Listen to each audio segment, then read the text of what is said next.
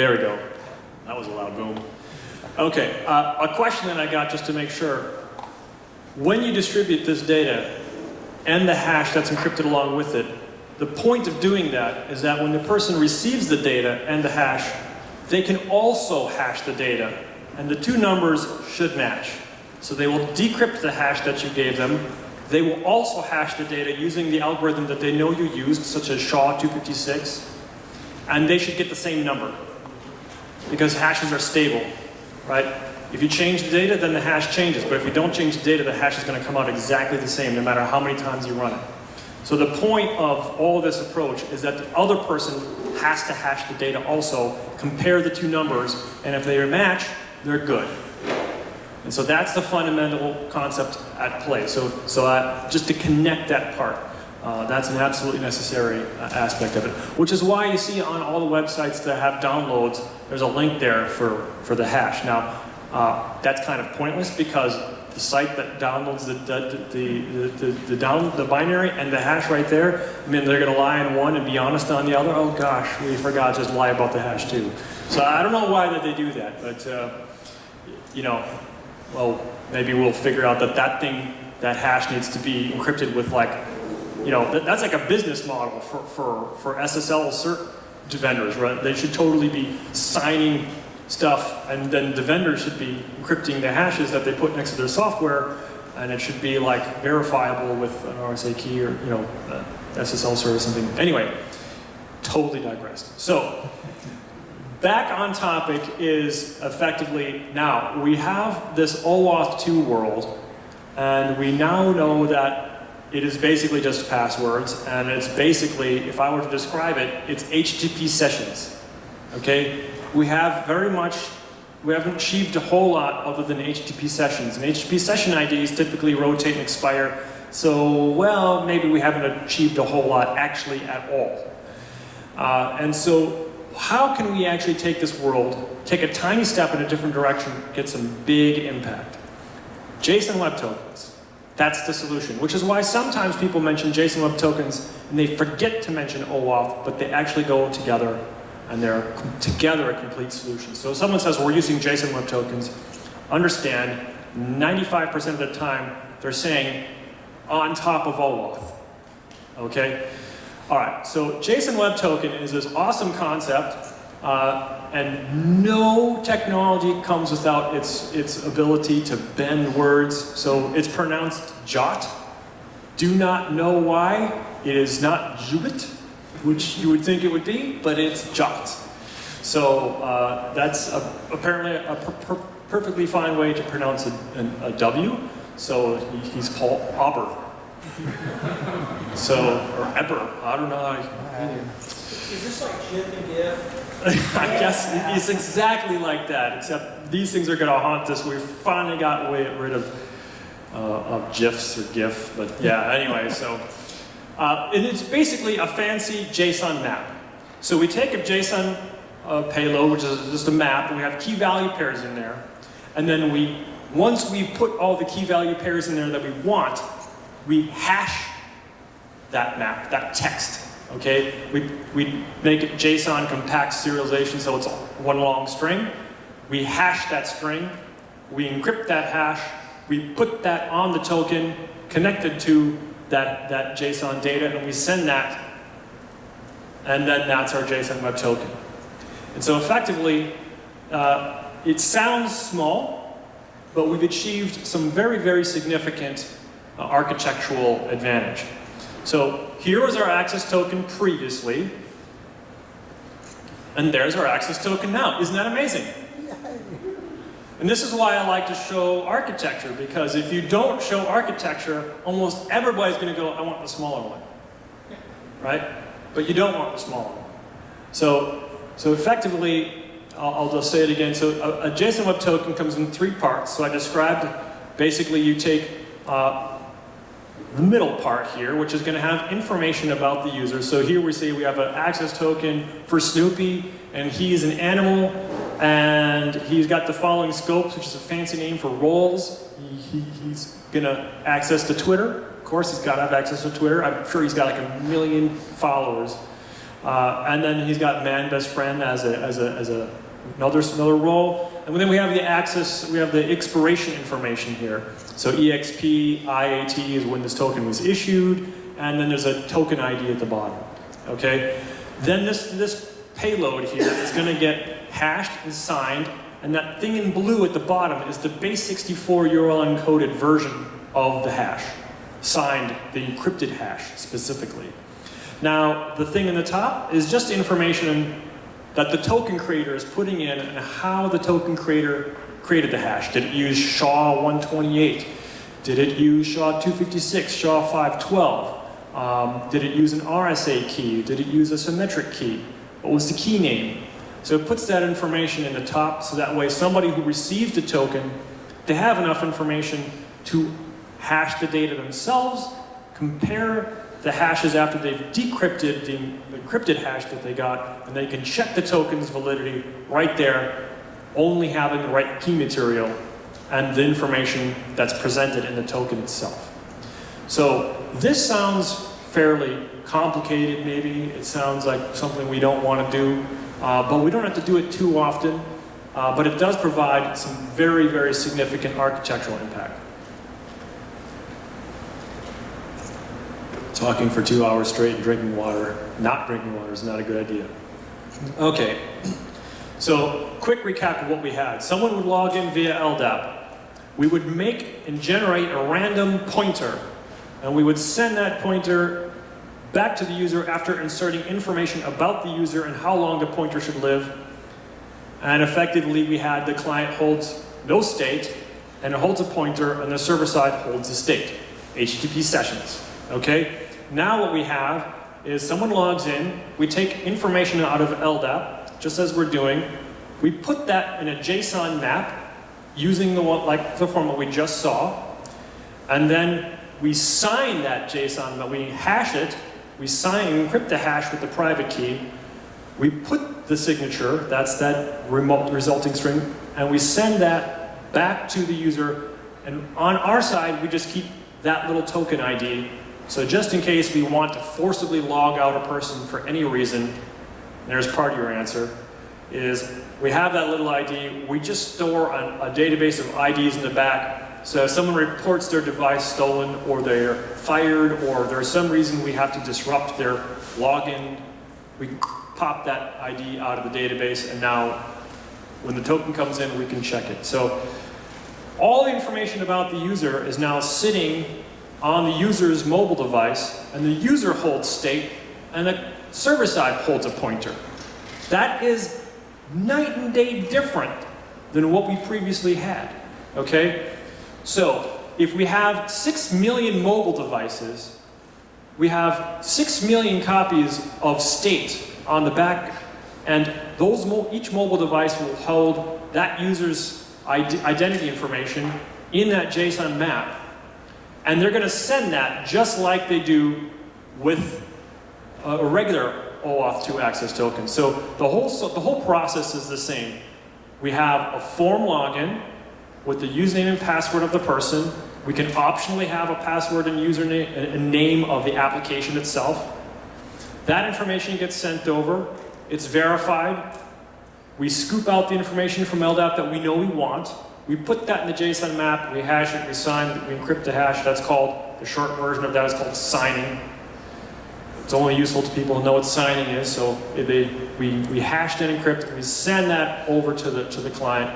And obviously we see the payload is much bigger now, because the access token was yay big before, and now it's this big, because it's now holding information. And it's information that's protected.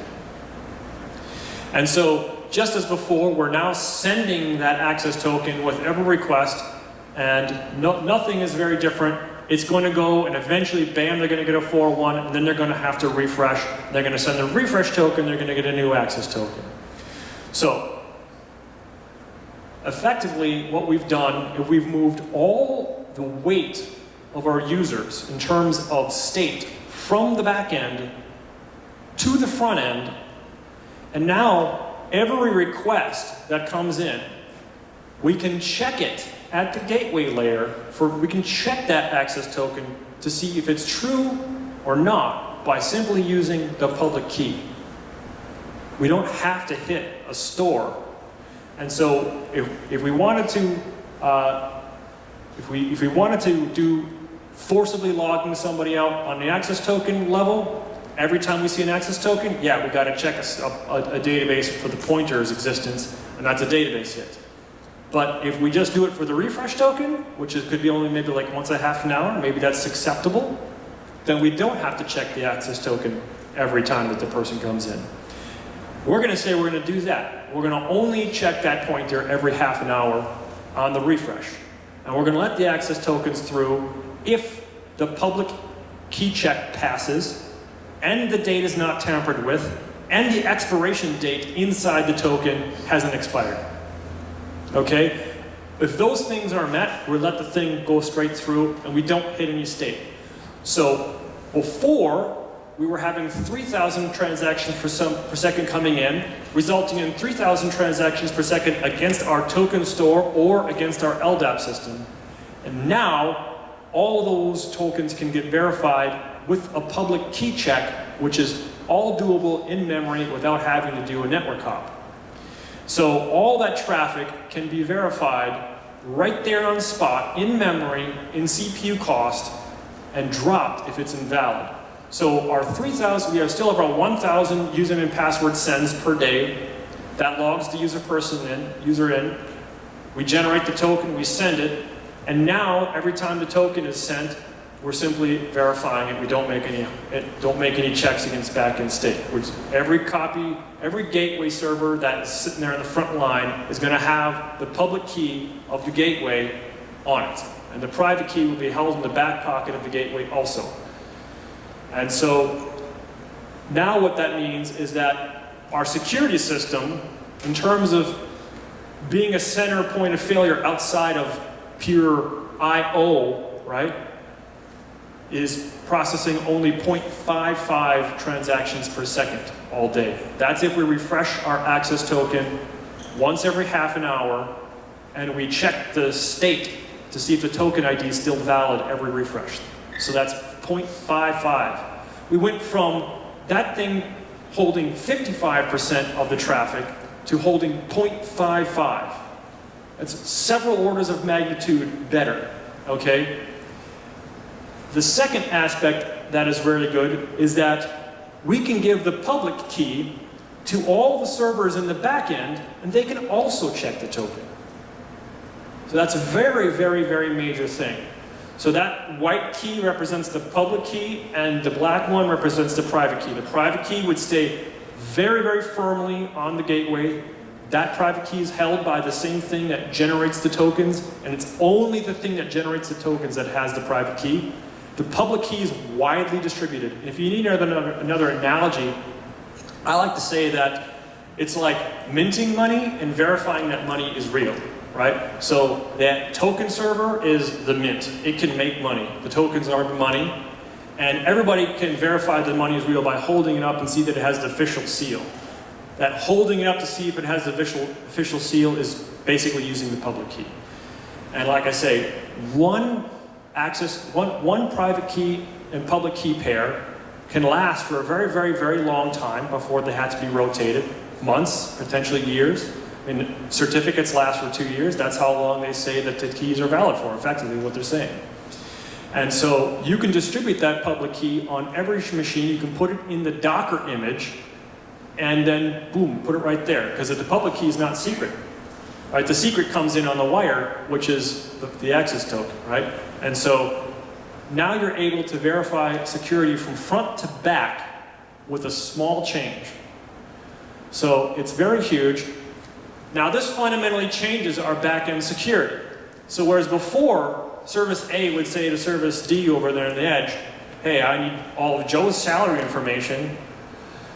And the service now should say, not a chance. I'm not giving you Joe's salary information. What you do now is Joe's on the other side with Joe's mobile device, asked for his own salary information. The bearer token, which is now a JSON Web Token, was sent, and that you should pass on every call. So in your little client code, your HTTP client or your REST client, JAX REST client, whatever you've got, that thing should put the access token into the request somewhere where the corresponding microservice on the other side knows to look for it. That microservice on the other side will have the public key.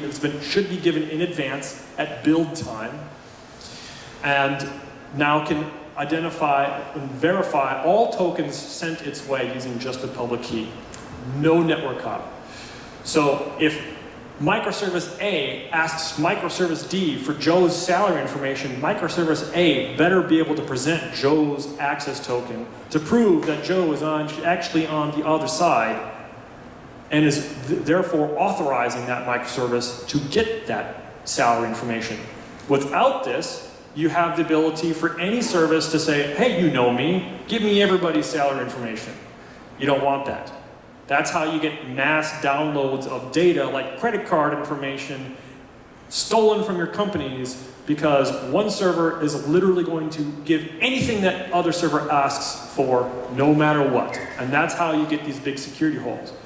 But if the request to get that private information has to be accompanied by a token that that user generated by logging in with their username and password, it's impossible to do a bulk stealing of data unless you happen to have all those access tokens.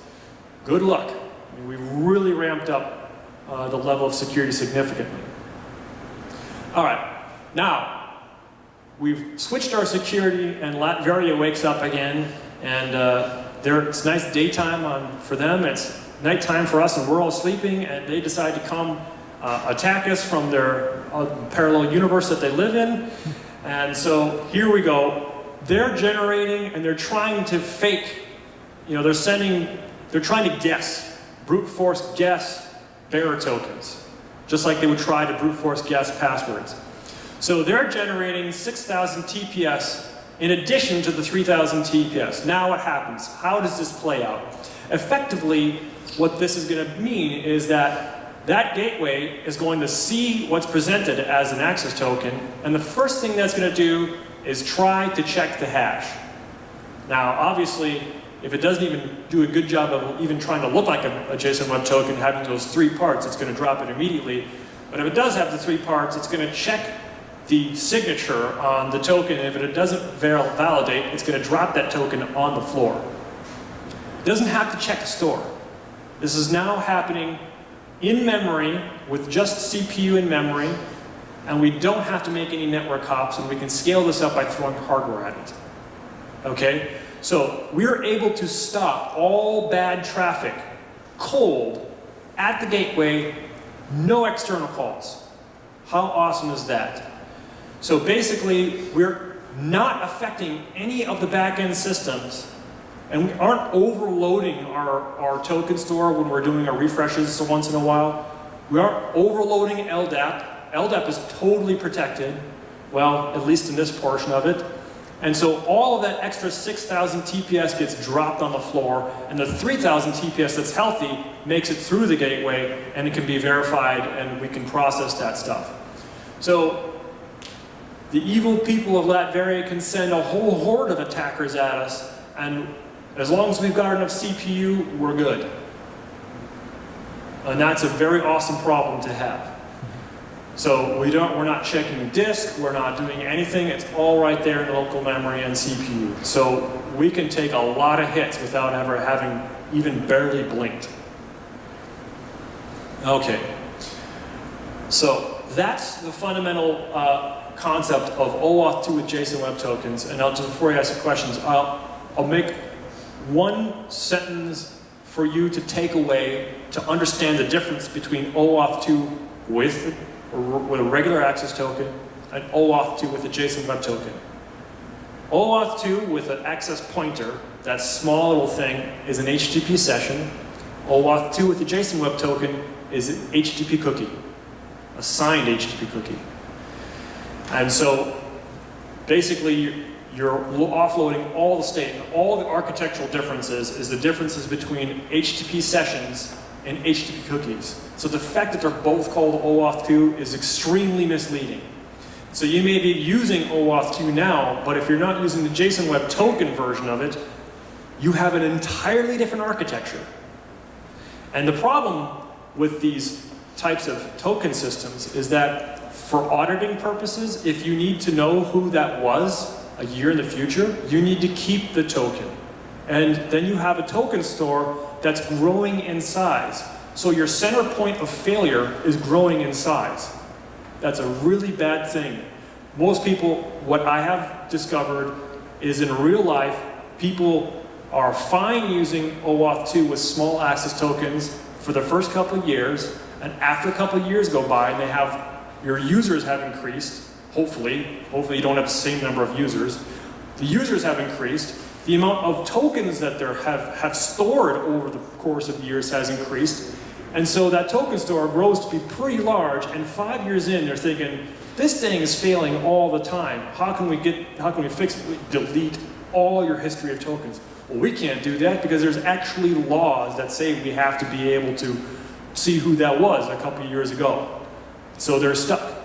They have no choice but to grin and bear it, and trying to scale storage is a really hard problem. That one we've not really solved too well. And that's what big data is all about. So people end up with big data problems with access tokens. It's very ridiculous. I've seen people make entire switches of vendors just for this problem alone.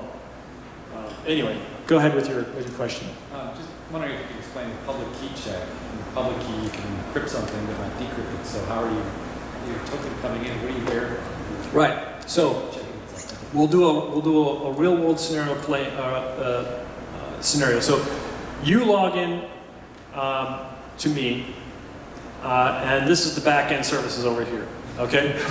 So you log into me, and I verify your username and password. I make a token. What's your name? Ian. Ian. It says Ian in there. Ian's awesome, and he works for Ian. Ian's super awesome. Ian worked for Ian. Damn it. Recognize. Okay, so then I sign that with my private key, and I'm the gateway, I'm the token creator, I'm the mint that makes the money, and I hand the money over to you now. So you effectively have a driver's license made by me that has your information in it, and it's got a fancy seal on there, and I'm the only one who can make that seal because I've got this magic stamper that does the seal. So you now have a driver's license that says Ian is super awesome, Ian lives at such and such a place, and here's information that the back-end state will need to know about me. So I give that to you, and every request you hand it to me, and I hold it up to the light, and I check it with the public key. Checking with the public key means I verify that if I reproduce making the hash that I did in the first time, but I can decrypt the hash with the public key. So I've encrypted the hash originally with the private key. So I've made that seal with the private key. The way to check the seal, aka decrypt the hash so we can check the hash, is with the public key. So I can give the public key to you, and I'm definitely going to give the public key to them, and I have the public key myself. But only I have the private key, because that's my ability to make those fancy seals in the driver's license. So I take and I check the driver's license by decrypting the hash. I see the number, let's pretend it's 123456. I run SHA-256 on the data, and if it comes out 123456, it's good. And the fact that I was able to decrypt a hash at all means that it was made with my private key. So I know that that checked. So I send it off to these guys, and they say, Ian wants to know all sorts of stuff about him, go ahead. And they have the public key, and they know that they got it from me, and so that's the kind of trust that happened out of band. Right? We haven't discussed a magical way to distribute public keys. So they're handed over in some other form that's person or whatever out of band, and then that's installed on their Docker device, in their Docker image, or installed on the disk, or just sitting there on the machine. And now when I pass the driver's license over, what was your name? Betsy. Betsy verifies, it says, yep, that's Ian's information. Yep, David created this token, we're good. And she gives me all the information that you asked. And effectively, that's how that works. Okay. All right, so that is the Google, Facebook approach to security. And it's really great for user-oriented stuff when there's a user on the other side. But a lot of times we have this kind of B2B world where we want to just We don't want to have a username and password that we give them, which is secret, and then make tokens which are secret. We just want to give them a secret, but we want to do it in a more secure way. So effectively, what Amazon does is message signing. And so, you know, part of our research that we did was not just looking at specifications, but contacting people, you know, like at Microsoft and Facebook, and because everyone seems to have their different flavors of OAuth. But also, we noticed that the source code for the AWS command line tools is all in Java, and the source code's on GitHub. So we looked in there to see what they were doing to secure that stuff, because obviously that's the client, right? The secure information is right there. So we noticed that they're basically taking parts of the HTTP message, they're concatenating it all together, they hash it, they sign it with your API key. That API key is getting used as a symmetric key, and then they include that base64 encoded version of the hash in the request that they send, that the client sends to the server. And so we said, hey, you know, do you mind if we use that? And they responded saying, well, there's actually a better specification that's simpler, and they pointed us at a new specification that's not necessarily new. It's totally been flying under the radar. It's called HTTP Signatures. And it turns out that the reason that they recommended it because the person who wrote the spec wrote the identity system for Amazon. So he knew the complicated things that they had to deal with doing B2B integrations with people who didn't want to use their client. And so he wrote a simpler version, made it an RFC, and it's in there in the IETF and draft form. And then he later on went to Joyent, and now he's the VP of Development at Oracle, responsible for all of Java. So, you know, he's a smart guy, qualified.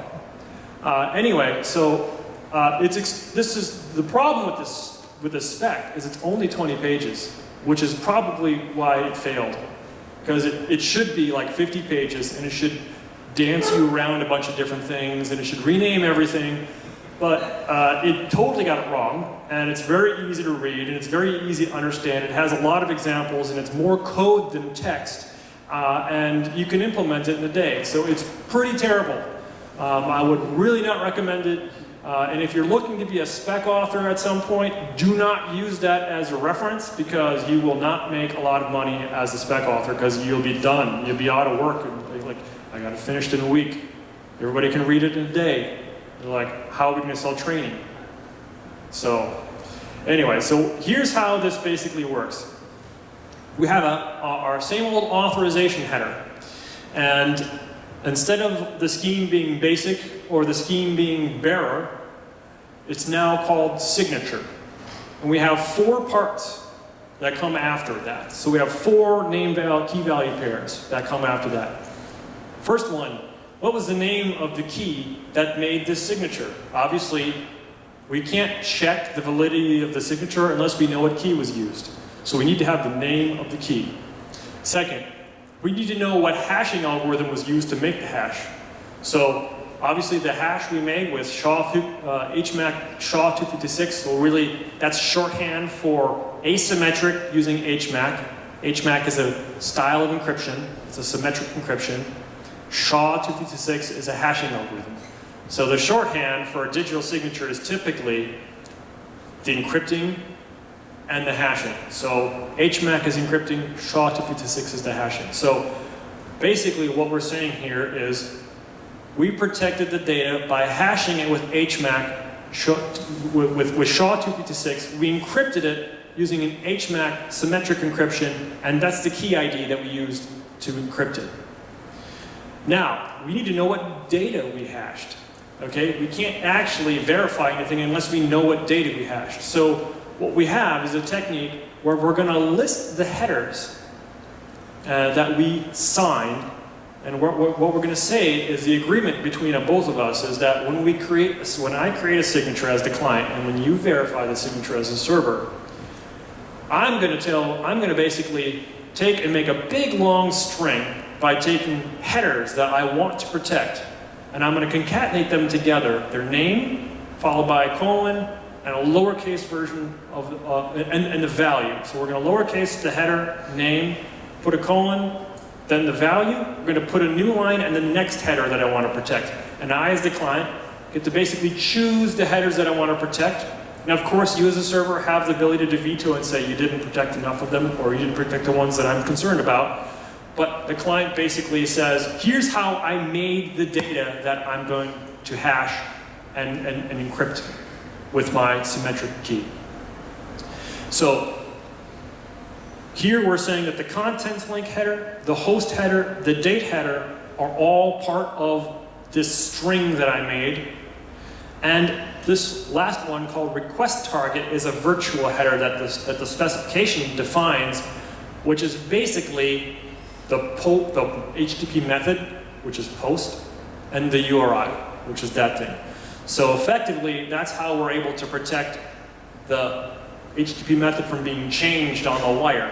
So if we made a digital signature from data by taking the content length, the host, the date, post, and paint or color palette, and we put that into a string, and we hashed that string, we signed it with the symmetric key we were given before, which is our Amazon API key. The API key ID is going to be that thing in the key ID.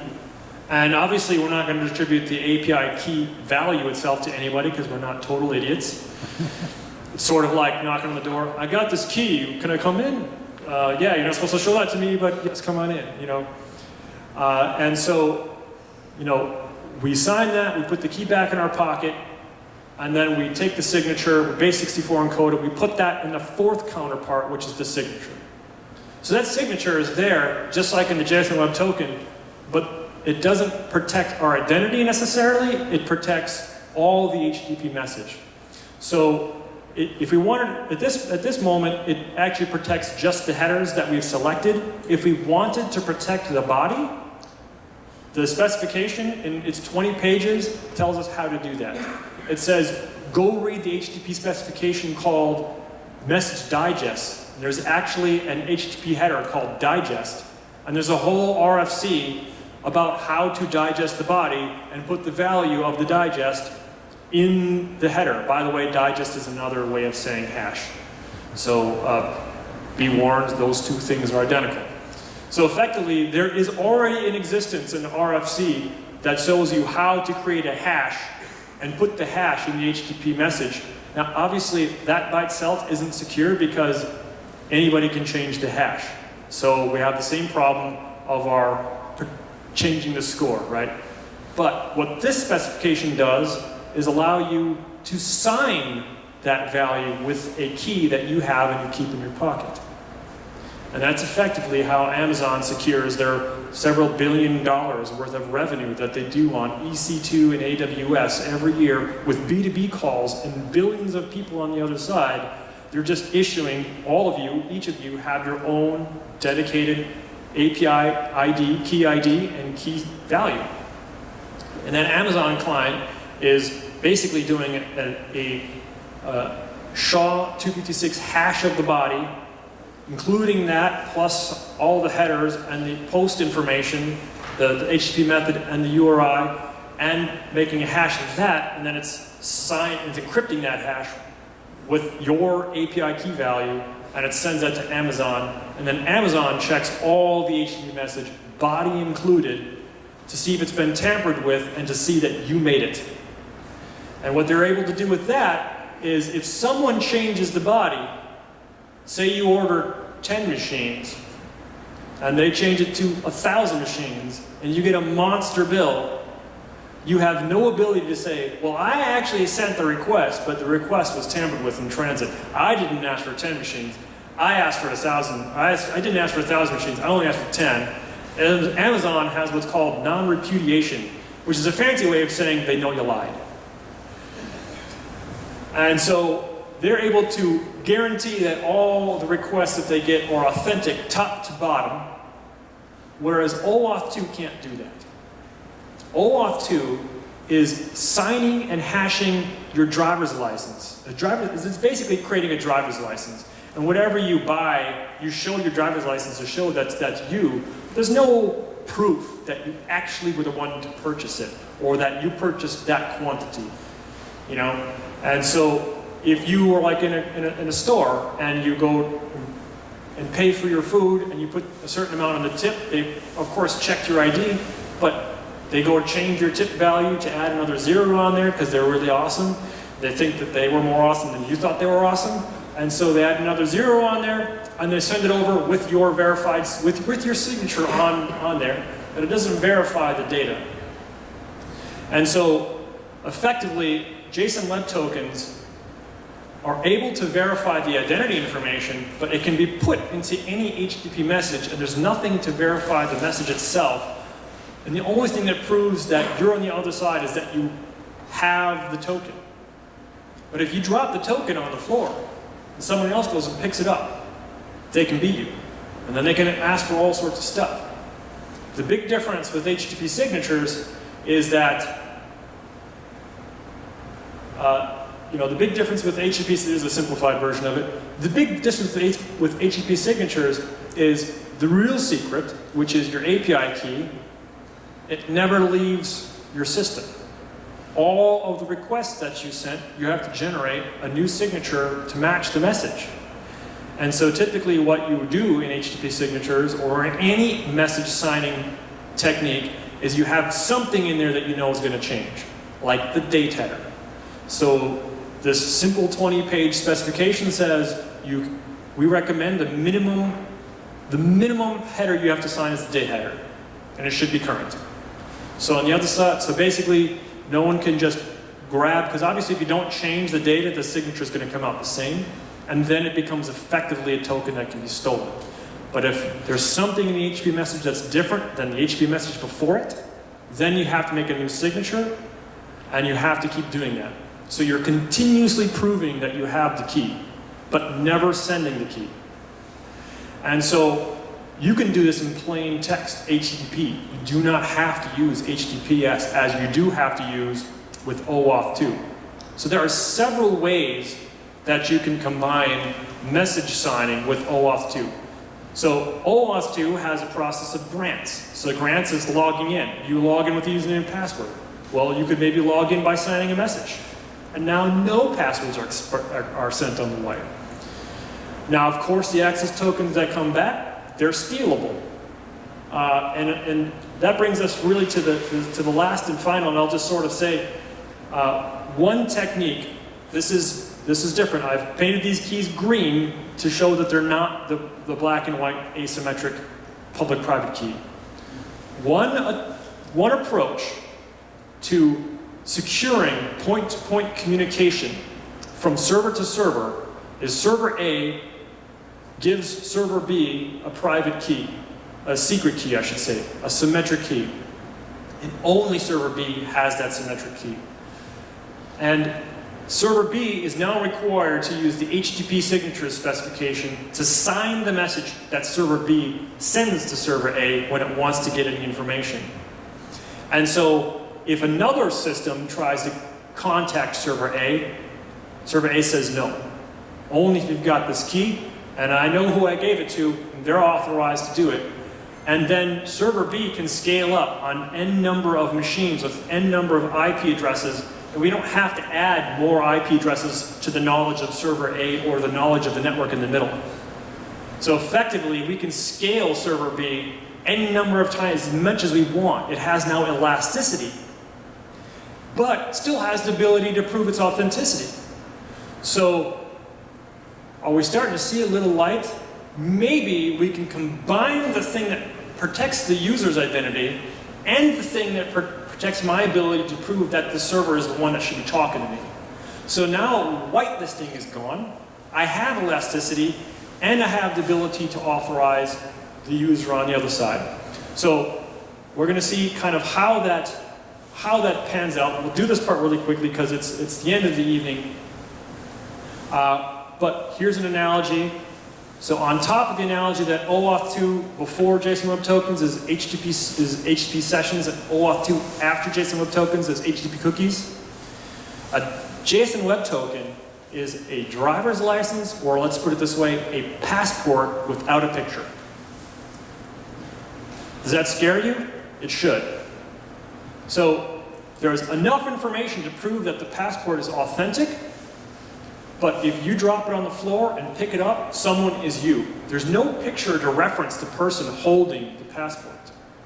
So in some ways, a JSON Web Token is more dangerous than a password, because both of them are secret, and both of them can be stolen. And if you steal them, you are the person. The difference is, a password has very little information about you. A JSON Web Token has tons of information about you, even has information typically about what you can do. How dangerous is that?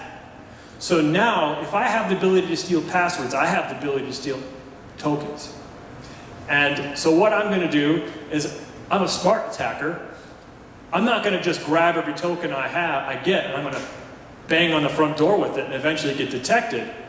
And half of them just say that they're regular users, so I'm going to ignore those tokens. And I'm going to wait for one token that, to me, implies some sort of high-level privileges.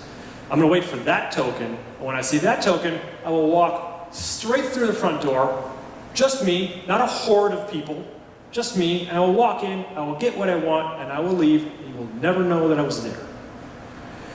And that bypasses almost every system that uses some sort of network traffic detection to determine if a lot of stuff is coming from a certain area, and that's its way of going, something smells fishy about this. So if you have the ability for passwords to get stolen, you have the ability for tokens to get stolen, and they can do a whole lot more with tokens than they can with passwords, specifically JSON Web Tokens. So how do we put a picture on the passport? And this is a bonus point. You can totally roll out OAuth 2 with JSON Web Tokens and achieve amazing scale over what you're getting and have better security than what you previously had. So don't in any way feel that you need to understand the second part in order to have a secure system. You won't really find any products, too many, I should say any because we support it, but you won't find too many that do this. This is a newer concept, but effectively, when we generate our access token, we're also going to generate a key. And we're going to put the key ID in the access token, and we will send the key alongside the access token to the user with the refresh token. Simple. All we've done is we put a key ID in the access token. So before, our access token looked like this, and now it looks like this. There's a specification for how to put key names inside a JSON Web Token, and that's what it looks like. So the key name is green1234. That's your picture.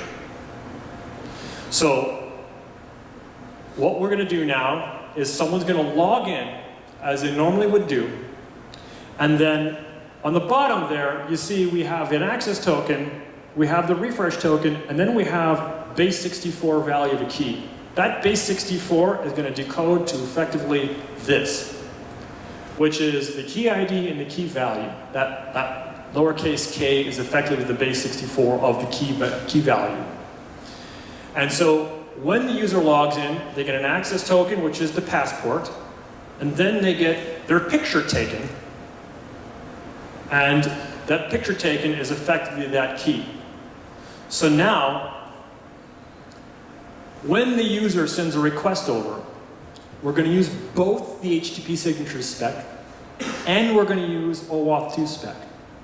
We're going to send the access token in a header called bearer, and we're going to send the signature in the same signature header. That token is going to be referencing that key ID inside it. And guess what? They can't change the key ID in the token, because guess what happens then? Token doesn't validate. They've tampered with it. We can check that the token's accurate. So basically, if they try and scrape the picture off, which is the key ID, and paste a new picture on, they're forging a document, and if our RSA security is pretty good, which it is. That's why we use it. We can detect that that thing's changed, that they're lying. So we know that when we receive that access token, and there is a corresponding signature on the message, that's the face, right? We know that that person is in possession of their, let's call it the Amazon API key. So we've taken Amazon's approach of signing the messages. We've taken Google, Facebook approach to creating secure identity tokens, driver's license and passports that can't be forged. We've combined them together. And so the cool thing is that typically with symmetric types of signing, distributing the key is the hard part. That's the part that's hard to do securely. But now we're distributing the key with our login. And rotating symmetric keys is typically very hard. But guess what we're going to do? We're going to say that that key expires when that access and refresh, when that access token expires at that time where that says expiration. And when they do the refresh, they're going to get a new access token with a new key name and a new key value sent back to them. So we're rotating the symmetric key at the same rate we're rotating the access token. And so effectively, we have kind of nirvana of security.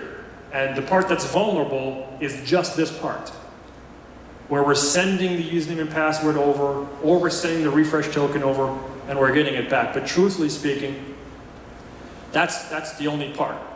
So if they observed this exchange, then yeah, they have your access token, which now they're in possession of, they have your passport, and they basically have the key, so now they have everything and you're screwed. They also have your username and password, which you use to log in, so you're doubly screwed. So do not let this part slip out of control, but basically the full login happens once, and then the subsequent login happens once a half an hour, or once an hour, or once a day. Truthfully speaking, since you're now using a message signing approach to verify, you don't need to rotate the access token quite as much. You can rotate it once every 30 days. You could rotate it at a far less aggressive pace. You don't need a new Amazon API key every half an hour. You know, you don't need a new secret every half an hour. In fact, there is more incentive to not send a new symmetric key on the wire every half an hour because there's more opportunities for it to be stolen. So you actually want to send it fewer times rather than more. So a lot of things fundamentally change, but effectively what this technique does is add a picture onto the passport. So JSON Web Token is a passport without a picture, which is just a very dangerous thing. So here's the reference to that specification. I'll cut this short. Right there, take a snap of that if you want. If you're shopping around for products, you should ask them if they support this technique. The fancy name for it is proof of possession, which is a fancy name for saying, can you prove to me you have the key I gave you? And one of the fun things about this is that, as someone who was becoming very security aware while reading both the signature specification and the OAuth 2 specification, I was like, we're exchanging passwords at a very high rate in OAuth 2. Why don't we just use them to sign messages instead of giving the person the thing, right? A password is a secret. You can actually use symmetric encryption with any string. It doesn't have to be a magical thing. You could have your symmetric key be Walt sent me. As long as the other person knows that that's what you're going to use, and you know that's what you're going to use, and that's an agreement between the two of you, you have a shared agreement. And so, any piece of string can be used to sign it, to do a symmetric encryption. And so, to me, reading the OAuth 2 specification was like reading a specification where they defined a perfect technique to exchange at a high frequency secrets, but everyone's taking these secrets, which is effectively a key, and they're walking up to the doorknob walking up to the door with the doorknob, and they're knocking on the door, looking straight at the doorknob, and the person answers goes, "Here, I got the key." There's no point in showing the person you're talking to the key. You should use it, put it in your pocket, keep it safe, and then the fact that you have it should be the proof. Anyway, so that's the high level. So I've attempted to cram like several specifications and months and lots of hard-earned stuff right down your head in a very short period of time. And I dared to go a little bit over and show you stuff that's kind of cool and coming down the next phase of things. But to simplify, if you understand hashing and signing, you own the world, and you could probably write this stuff yourself. And so, you know, that's the key thing. So, no pun intended. Let's open up to some questions. Wow, in the back. Speak loudly. I guess I don't have a question or a comment. Sure. I mean, good presentation, and then the revelation of the pop piece, that's good. But I mean, I think ultimately we're kind of presenting these two things as equivalent, but they're really not. Well, they're not equivalent. Well, no, they're not. I mean, ultimately, OAuth really does solve the authorization problem. Sure, they're complementary is what I presented them as. And, you know, the Addison V4 signatures solving the authentication problem. Right. Which is why we're going to get to this pop key approach, which is to combine both. Exactly. Authentication and authorization. In the like Google, Facebook approach, years ago realized, hey, OAuth is not sufficient. So OpenEJB was kind of brought to the forefront to solve that issue. So they're not equivalent. I mean, the bearer approach, the bearer token literally is, I don't care who this is, I just care that the bearer of this token has access to the resource. So that's authorization.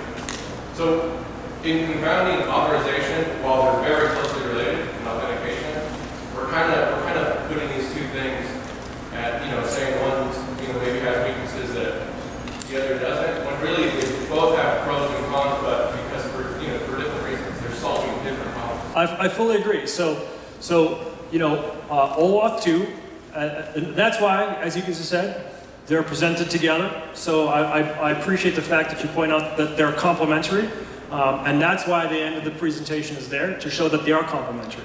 So I agree, and wrote the presentation accordingly. But I would say, in simple terms, to try and echo what you said, because it's a very important message. Many people use OAuth 2 with JSON Web Tokens for authentication and authorization. And that's fine if where you're coming from is password-based world, where the possession of the password is both authentication and authorization. And so it's a good step forward, and I wouldn't turn my nose down on it, because it's significantly more secure than where most people are at. But what I showed in the end, the actual authorization and the authorization header was for the signature. And so that verifies, effectively, that is what we're using for authentication. Also, to know who the person is and what they can do, the token is now the thing that we're using to drive that thing. So that becomes our authorization aspect of it. So for those of you who are not necessarily familiar with these two terms, they're often confused. Authentication is effectively proving that their credentials are true, and then what can you do now that I know that you are who you are? What permissions do you have? That's authorization. So authentication is proving the credentials to be valid, and authorization is proving to see what authority do you have now that I know you are who you are. And so they're very complementary. And this particular specification, the proof of possession specification that combines them together, is written by the people who wrote the JSON Web specification, but subsequently, right? So one of the people who works on this is Kat Nakimura, who's part of a huge bank in Japan called Nomura, and that's what they use to secure bank transactions. They distribute keys through this proof of possession concept. The other person sending the access token has the key. Anybody who can see the access token, if it's logged on the network, which it's fine to do now, because now the access token is no longer the thing that gets you entry. It's just a piece of data. And so there's actually a very advanced problem that this solves as well, which is, I like to call it the movie theater problem. So let's pretend that you have a movie theater, and you give the person who just came and paid for a ticket to the movie, you gave them a movie ticket. They go into the movie, you don't touch the ticket. Most movie theaters will rip the ticket, but this is a dumb movie theater, and it just lends the ticket straight in. Now that person goes to the back door, hands the ticket to their friend, and the ticket comes, that friend now comes in with the same ticket and says, hey, I can get in. Oh, thanks. And then they go, and then they're suddenly letting in all sorts of people with that same ticket. The same thing happens and is possible with JSON Web Tokens. So if the JSON Web Token alone, no signature, is the thing that gets you entry, and it's a data object, there's a really high desire for people to want to send that to somebody else. For example, if they're doing a third-party integration. So we were working with somebody, and they had a previous integration where the person would log in, they would get a SAML token. The SAML token would come in on every request, and the SAML token is effectively like a JSON Web Token, but with pointy brackets, and much happier in a SOAP world than in a REST world. And so they were sending the SAML token to the third party. The third party was using information in the SAML token to basically lazy initialize that user's data in their database if they hadn't actually signed up, right? And so they had this integration where that user's information was sent. And they thought nothing of this, and they did this for years. But the problem is that SAML token also grants you access to the front door. So we basically took the movie ticket, we gave it to somebody else out the back door into the alley, and now that person, we better trust them because they have the ability to come into the front door. Not just come into the front door, but come into the front door as that person. And so they could have mined any information that they wanted to about that person beyond what was in the token by simply knowing the APIs that are exposed externally and saying, hey, give me Joe's salary information. By the way, here's Joe's token. Yep, I got it. And so this problem is, there are only two ways to solve this problem. One is the gateway can re-sign the token with a different public-private key pair once it goes through, and on the inside of the four walls, people are verifying the token using a different public key than what's external. So effectively, if the back end, we're going to say that the token turns from green to blue as it goes through the gateway. And once it's a blue token, it's a data token, and it's signed with a public-private key pair that we assume is a data key pair. And then if we send that token to somebody else, they can verify using the blue public key. But if they try to come in the front door with a blue token, we say no. You only green tokens allowed in the front door. The other way is to do proof of possession and simply give the caller a key, as we discussed, and that's the easier approach to do. So you're saying you're just handling it with authorization? Excuse me? That's just handling it with authorization, right? You're just deauthorizing the token when you come to the front door. You're not doing authentication. Well, we're not using it to, that token effectively just becomes a state, right? Signed state. It doesn't have any particular authority. It's just information. You possessing it doesn't allow you to do anything. So you're correct. It's not authentication and it's not authorization. It's none of that. It's just data that somebody else knows we made, and they can verify that we made it if they have our blue public key. Go ahead. The only thing around just an example there is if someone will make the mistake of handing a third party one piece of information that can give them access, they will also make the mistake of handing them two pieces of information that will give them access, right? So that doesn't completely... Well, certainly. I mean, you know, like no computer that ever built can withstand a PEBCAC error. Right. Problem exists between keyboard and chair. So, you know, you're right. It can be misused. If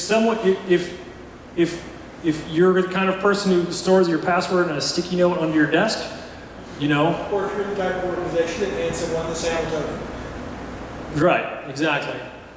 You know, in this situation, if you were to solve the movie theater problem, by not distributing the token that allows you to get in the front door, and having a different data token that's signed, then you're distributing a data token.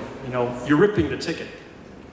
And so that's a way to be able to have a credential which all the backend can verify, all your microservices and your third party's microservices. So I believe that was your question earlier. I didn't get your name. You would poke him on the shoulder. Anyway, the question earlier was we have third parties that we get tokens from, and how do we verify those tokens, without a network hop? And the answer is a public key, and preferably a public key does not allow them to be a doppelganger and also be that person. And so you want one key pair at least to be the one that says this allows you to be the person, and a different key pair that says this is just a piece of data that you can verify to be true and know that I made, but if you try to be this person, I won't let you. Okay. What's that? So the token itself is in no way encrypted or obfuscated. That JSON map of the JSON Web Token is plain text. It's base64 encoded, and it's base64 decoded if you want to see the value of it. It is possible. A JSON Web Token can be encrypted. That's called a JWE. And there's a different style, and that is valid too. So that is one way to solve the movie theater problem, is that the gateway will create a regular public-private key token, then it will encrypt it, and then send the encrypted token off to the mobile device. The mobile device is now holding something they can't see inside of. Everything is encrypted, and the mobile device just sends that thing as it would a regular access token. The gateway decrypts it. If it can't decrypt it, it's bogus and it drops it on the floor. Once it decrypts it, it goes, cool, I can verify all the information inside, and it sends now the regular JSON Web Token that's basically in plain text with the signature to the backend, and then the backend can verify it using the public key, but if the backend tries to send that token to the front, the gateway says, no, I only accept encrypted tokens using the symmetric key that only I have. No one else can look inside the tokens that I create but me, so basically the mobile device would have one piece of data, it would be transformed in some way, decrypted, and then sent to the backend. That is another way to solve the movie theater problem. Okay, we're done. If you would please take a picture of this. If you want some software which happens to do everything that I talked about, we've written one, and it's in a beta launch coming up right now. So we're collecting signups for people who, if we like you, we will let you try out the software now and give us some feedback. And so please sign up. Also, the slides will be on this link. So if you think the talk was great, do us the honor of giving us a little sign up, which gives us a great boost of confidence, even if you don't really feel like it. But anyway, thank you so very much, and I really appreciate all the time you've